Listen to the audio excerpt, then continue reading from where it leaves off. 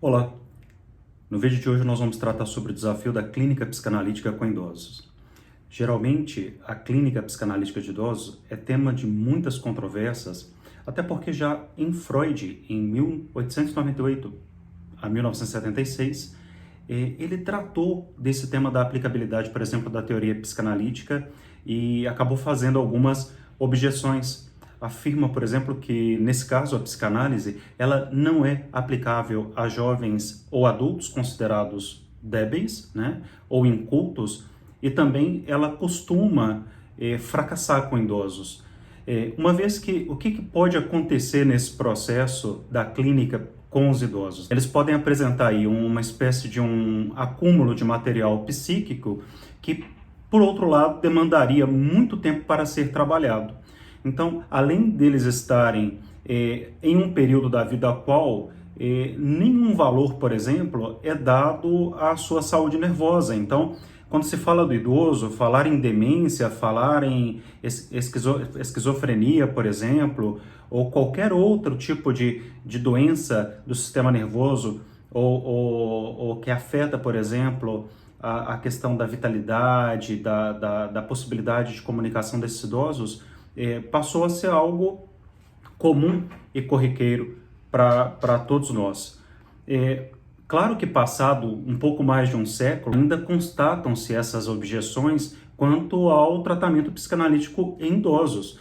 E não raro é, por exemplo, considerar que pessoas idosas, por exemplo, elas apresentam aí características que inviabilizam o tratamento, porque ou elas estão muito repetitivas, ou elas têm dificuldade para expressar o que pensam, ou o pensamento, a memória está muito mais a memória do passado, a memória das lembranças do que aconteceu no passado do que dos acontecimentos presentes, atuais. E aí vem com toda essa mensagem a questão da adesividade libidinal. Então isto, por exemplo, é a dificuldade em retirar, por exemplo, os investimentos libidinais de certos objetos, inércia psíquica e, por exemplo, até mesmo dificuldades de simbolização. O que causa uma certa estranheza, essa coisa das objeções, e ao mesmo tempo é muito importante para nós, inclusive relativizar que na época de Freud, essa situação era muito diferente.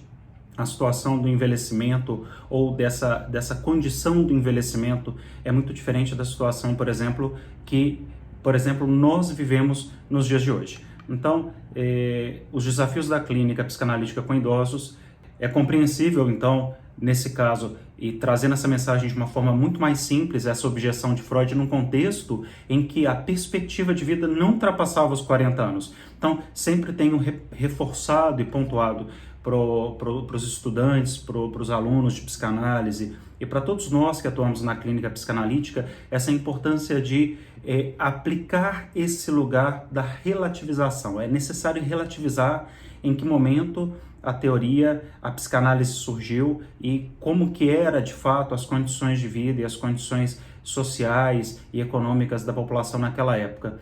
E claro, contudo, a realidade atual, e isso é algo que é indiscutível, ela difere daquela época lá de 1900 em muitos aspectos. Então, não tem como comparar. A medicina avançou muito, a longevidade hoje ela é uma realidade, centenários eles estão cada vez mais presentes no dia a dia nas nossas vidas.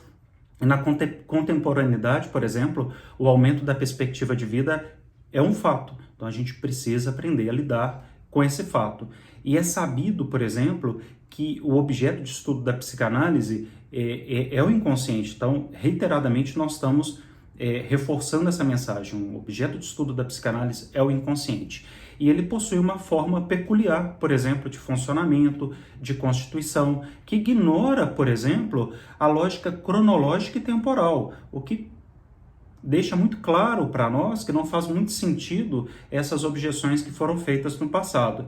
Seu núcleo, por exemplo, consiste em representantes pulsionais. Então, mais uma vez, trazendo à luz, né, trazendo aí essa mensagem referente às pulsões, aos desejos, aos instintos, ou como quer que a gente queira denominar isso. A partir do objeto de estudo da psicanálise, por exemplo, é possível presumir que o sujeito da prática analítica é o sujeito do inconsciente.